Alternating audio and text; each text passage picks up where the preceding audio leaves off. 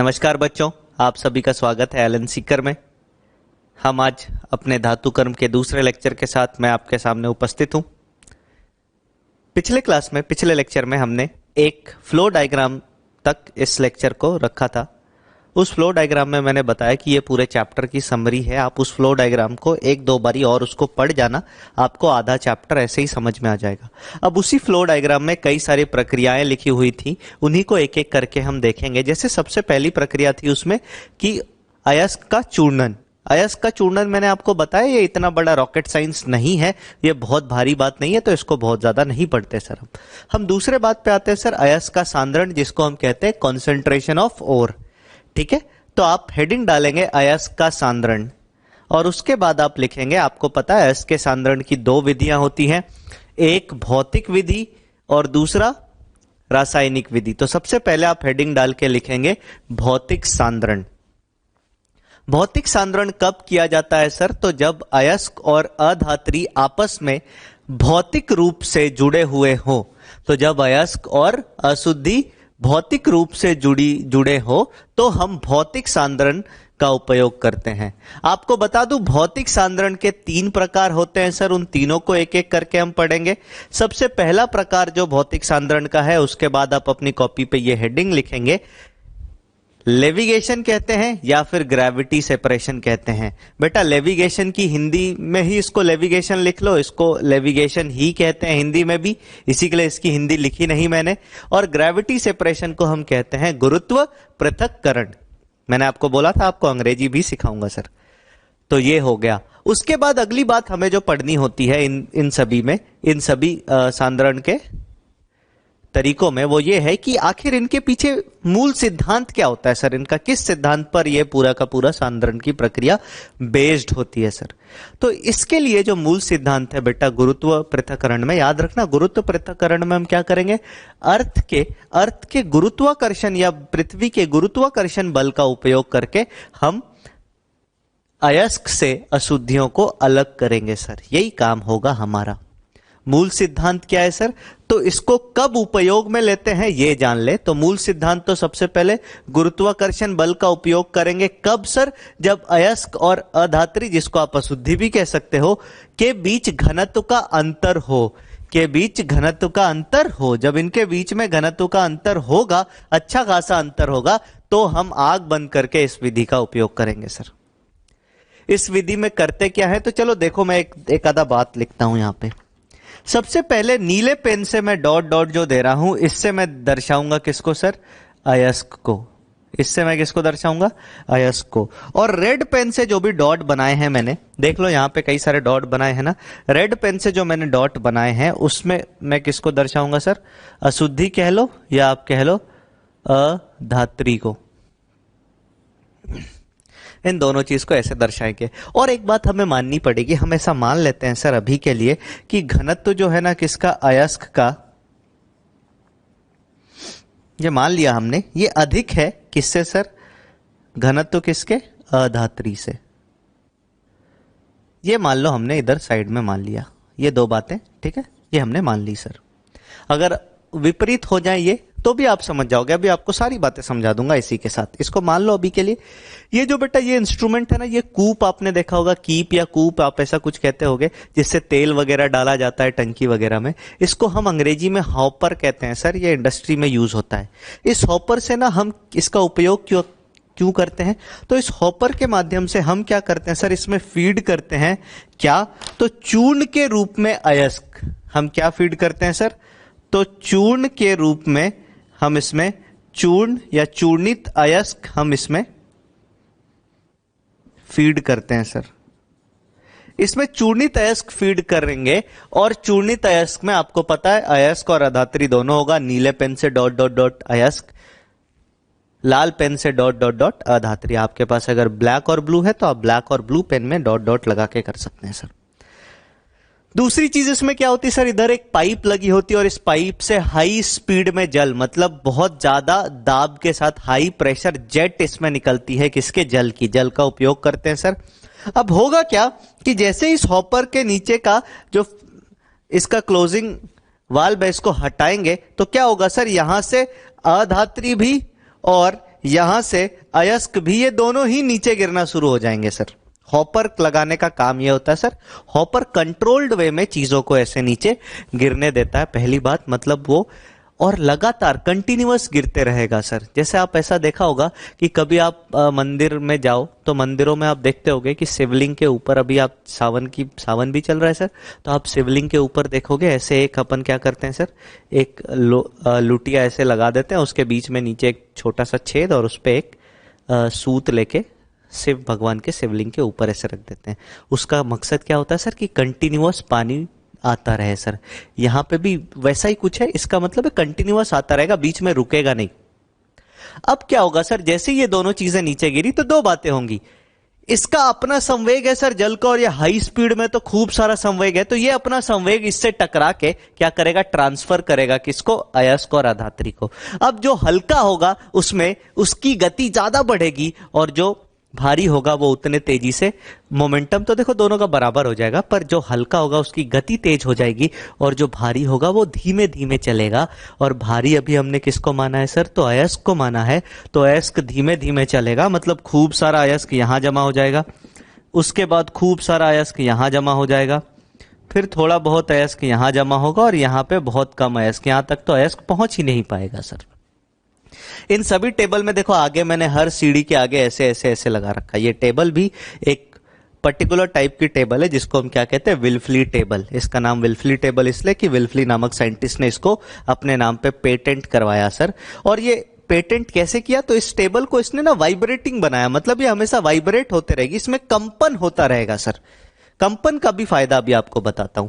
तो अब क्या होगा सर, ये जो भारी चीज है ना वो नीचे कम और ऊपर ज्यादा मिलेंगी, और जो हल्का अधात्री था वो क्या होगा, वो पानी के साथ बहता बहता थोड़ा बहुत यहां, थोड़ा और ज्यादा यहां, थोड़ा और ज्यादा यहां, और जितना नीचे जाते जाएंगे, मान लो अभी तो हमारे पास लिमिटेशन है, हम बोर्ड में ज्यादा दिखा नहीं सकते, पर 10-15 ऐसे मान लो पद हैं इसमें, तो जितना नीचे जाते जाएंगे उतना ज्यादा अधात्री नीचे मिलता जाएगा। तो यहां से आप देखोगे क्या होगा, पानी इसको ऐसे लेकर के जा रहा है सर, सारी चीजों को पानी, और पानी क्या कर रहा है सर, भारी चीजों को ज्यादा दूर लेके जा नहीं पा रहा, हल्की चीजों को बहुत ज्यादा दूर लेके जा रहा है। तो आप देखोगे कि जो भी भारी चीज होगी ना, जिसका भी घनत्व अधिक होगा, वो तो ऊपर की तरफ मिलेगा, और जो भी हल्की चीजें होंगी इसमें वो नीचे की तरफ मिलेंगी सर। अब चाहे अयस्क भारी हो चाहे अधात्री, ये बात आप समझ लेना। लेकिन हमने एक बात करके करनी थी, हमें दोनों में से कोई एक चीज देख के समझनी थी, ये हमने समझ लिया। इस टेबल को वाइब्रेशन में इसलिए रखते हैं, आप याद रखना, कि ताकि यहां पे कुछ अगर अधात्री रह जाए तो वो वाइब्रेट होके, अधात्री हल्की होती है ना, तो जब आप उसको वाइब्रेट करोगे सर, टेबल हमेशा वाइब्रेट होता रहेगा, तो अधात्री अपने आप बाहर आ जाएगी। दूसरी इंपॉर्टेंट बात आपको ये बताऊं, एक छोटा सा सवाल आपके मन में मैं डालना चाहता हूं कि सोचो अगर अयस्क को हमने चूर्णित रूप में यहां पे नहीं डाला होता, पूरा का पूरा गुत्था उठा के एक पहाड़ जैसा चट्टान रख दिया होता, तो क्या हम ये काम कर पाते सर? बिल्कुल नहीं कर पाते। इसी के लिए अयस्क को चूर्णित करना बहुत ज्यादा आवश्यक होता है सर। तो ये पहली बात आपको बहुत अच्छे तरीके से समझ में आ गई होगी। इसका मूल सिद्धांत आप लिखेंगे, ये पूरा टेबल बनाएंगे और कुछ बातें इसको लिख लेंगे इस टेबल के हिसाब से। बाकी अगर आपको कुछ और बातें लिखनी है, आप अपने तरफ से अपने आप को समझाने के लिए कुछ लिखना चाहते हैं तो उसमें लिख लेंगे। इससे ज्यादा सवाल इससे कभी आ नहीं सकता सर। अब हम आते हैं सर अपने दूसरे सांद्रण विधि पे। दूसरा सांद्रण विधि है हमारा इलेक्ट्रोमैग्नेटिक सेपरेशन। इलेक्ट्रोमैग्नेटिक सेपरेशन, जिसको आप हिंदी में कहेंगे विद्युत चुंबकीय पृथक्करण।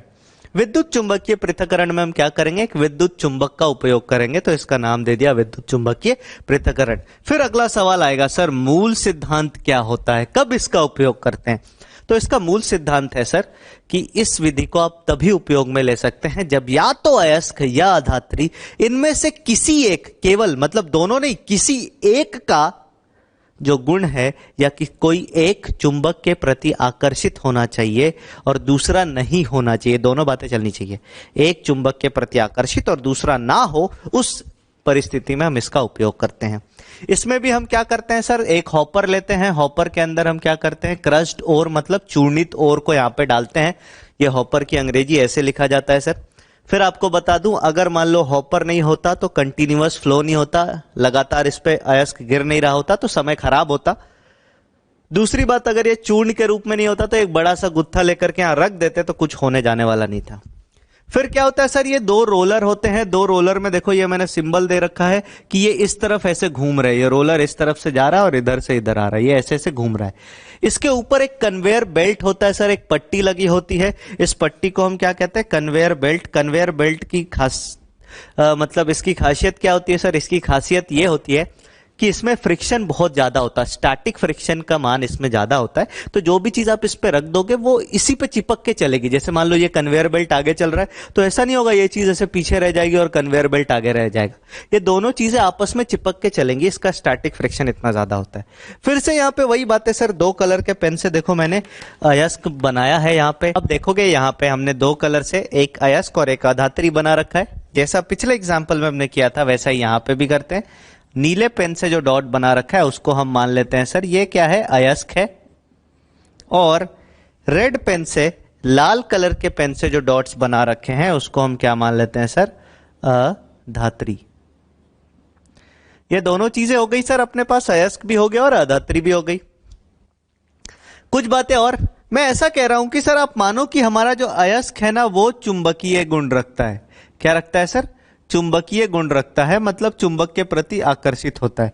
चुंबकीय मतलब अंग्रेजी में हम कहते हैं मैग्नेटिक, तो मैं इसके आगे एम लिख देता हूं सर, आप एम का मतलब समझ जाना, मैग्नेटिक है। और ये अचुंबकीय या आप कह लो नॉन मैग्नेटिक है सर। अधात्री मेरा कैसा है, मैंने बोला ना एक तो होना चाहिए चुंबक के प्रति आकर्षित और दूसरे को चुंबक से कोई फर्क नहीं पड़ना चाहिए। तो एक तो हो गया नॉन मैग्नेटिक, इसका मतलब इस पे चुंबक का कोई फर्क पड़ेगा नहीं, इसके लिए चुंबक एक नॉर्मल चीज है। जैसे प्लास्टिक के सामने आप चुंबक रखो तो प्लास्टिक पे कोई प्रभाव नहीं पड़ता, ना तो आकर्षित होता है ना प्रतिकर्षित होता है, ऐसी चीज। अब आप देखोगे क्या होगा सर कि जैसे आप यहां पे हॉपर से अयस्क और अधात्री गिराना शुरू करोगे तो आप देखोगे अयस्क आपका है चुंबकीय, अयस्क यहां पे आते ही ना सर नीचे चिपकना शुरू हो जाएगा। अयस्क यहां पे आते ही कहां चिपकना शुरू हो जाएगा सर, नीचे चिपकना शुरू हो जाएगा। और अयस्क लगातार इस पे चिपका हुआ रहेगा सर, अयस्क इस पे लगातार चिपका हुआ रहेगा, इसको छोड़ेगा ही नहीं। लेकिन इस बिंदु के बाद, करीब करीब इस बिंदु के बाद क्या होगा कि अयस्क को आगे चुंबक नहीं मिलेंगे और अयस्क यहां से गिरना शुरू हो जाएगा। इस बिंदु के बाद तो पूरा ही लगभग गिरने लगेगा। हाँ, ऐसा नहीं है कि यहीं से केवल गिरेगा, कुछ अयस्क यहां से भी नीचे आने लगेंगे, कुछ अयस्क यहां से भी नीचे आने लगेंगे, कुछ इधर से भी नीचे आएंगे। मतलब इस पॉइंट के आगे से मान लो आप जैसे ही यहां आएंगे तो कुछ कुछ अयस्क, थोड़े थोड़े मात्रा में अयस्क नीचे आने लगेंगे सर। वहीं अगर मैं अधात्री की बात करूं जो कि चुंबक के प्रति ना तो आकर्षित होता है ना प्रतिकर्षित होता है, मतलब चुंबक का उस पर कोई प्रभाव नहीं पड़ता, वो क्या होंगे सर, यही के बाद उसमें इतना मोमेंटम आ जाएगा इस पॉइंट के बाद कि वो यहां से ऐसे प्रोजेक्टाइल बना के गिरना शुरू हो जाएंगे सर। ये कुछ नहीं करेंगे, ये प्रोजेक्टाइल बना के इधर ऐसे ऐसे गिरने लगेंगे, सिंपल। अब इसमें भी देखो साइंस लगती है, आपको प्रोजेक्टाइल लगाना पड़ेगा, कितनी दूर तक ये गिर सकता है वहां तक आपको एक कंटेनर वगैरह रखना पड़ेगा। और मैक्सिमम इसी पॉइंट पे जहां पे आके चुंबकीय कण चिपकना थोड़ा थोड़ा छोड़ा था, वहां तक आते आते आप मान के चलो अधिकतम सारे के सारे अधात्री या अचुंबकीय जो चुंबक के प्रति ना तो आकर्षित ना प्रतिकर्षित होते हैं, वो कण सारे के सारे वहीं से गिरना शुरू हो जाएंगे। तो हम क्या करते हैं सर, बेसिकली यहां पे इस पॉइंट पे ये एक्सपेरिमेंटली आपको पता लग जाता है, यहां पे हम एक दीवार बना देते हैं इन दोनों के बीच। और आपको पता है सर, अब दीवार के इस तरफ, दीवार की दाहिने ओर आप देखोगे तो यहां पे आपके पास नॉन मैग्नेटिक कंपोनेंट आ जाएगा। क्या आ जाएगा सर, नॉन मैग्नेटिक, जो कि चुंबकीय नहीं है, जिसका चुंबक पे कोई प्रभाव नहीं पड़ता है। और इस तरफ वह कण आएंगे जो चुंबकीय होंगे सर, जो चुंबक से प्रभावित होते होंगे या चुंबक के प्रति आकर्षित होते होंगे सर। दूसरी चीज आपको बता दूं फिर से एक बात कि ऐसा नहीं है कि सारे के सारे अयस्क या सारे के सारे चुंबकीय कण इधर भी आ जाएंगे, प्रोसेस कभी भी 100% नहीं हो पाता। तो कुछ चुंबकीय कण इक्का दुक्का मान के चलो इधर भी आ जाएंगे और कुछ अधात्री जो चुंबकीय नहीं है वो भी इधर आ जाएंगे सर, दोनों चीजें होंगी। तो ये आपको पूरा का पूरा इस तरीके से आपने देखो क्या किया, आपने चुंबकीय भाग से अचुंबकीय भाग अलग कर लिया और मतलब मैं कहूं तो आपने अयस्क का सांद्रण कर लिया। पहले इसी अयस्क में इतनी सारी अधात्री थी, अब देखो अधात्री की संख्या या उसकी मात्रा कितनी कम रह गई है, कितनी कम हो गई है सर। इस विधि को हम कब यूज करते हैं, फिर से बता रहा हूं, जब या तो अयस्क या अधात्री में से कोई एक चुंबक के प्रति आकर्षित हो और दूसरा ना हो सर। इस डायग्राम को भी आप अच्छे तरीके से बना लेंगे। मैं आशा करता हूं कि इसको आपने समझा होगा बहुत अच्छे तरीके से। इसके कुछ एक एग्जाम्पल देखो। अब अभी एक बात बेटा ऐसा है कि अभी हमने ऐसा माना कि अयस्क चुंबकीय है तो इस तरफ आ रहा है, जो चुंबकीय नहीं है वो इस तरफ आएगा। कुछ कुछ अयस्क ऐसे होते हैं जिसमें जो अयस्क वाला भाग है जो हमें चाहिए वही क्या होता है सर, चुंबकीय नहीं होता है। तो उस केस में वो इस तरफ और आपकी अशुद्धि इस तरफ। तो आपको कौन से पोर्शन से काम करना है ये आपको किस पे डिपेंड करेगा, ये आपके अयस्क पे डिपेंड करेगा सर, अयस्क के प्रकार पे। जैसे एग्जाम्पल के लिए एक अयस्क होता है सर, मैंने आपको बताया था, जिसका नाम होता है कैसेटराइट। याद करेंगे आप तो आपको लास्ट क्लास ही मैंने बता रखा है कई सारे ओर में। ऑक्साइड ओर में कैसेटराइट बताया था। कैसेटराइट जो ओर होता है वो किसका होता है सर, टिन का होता है। इस पे स्टार मार्क भी लगवाया था। कैसेटराइट में जो अयस्क का मेन रूप होता है टिन का, वो SnO2 होता है और साथ में इसमें एक अशुद्धि होती है जिसको हम अंग्रेजी में लिखते हैं वोल्फ्रामाइट, हिंदी में भी नाम यही है वोल्फ्रामाइट। अब इस वोल्फ्रामाइट की अगर मैं बात करूं तो वोल्फ्रामाइट में दो बातें होती हैं सर।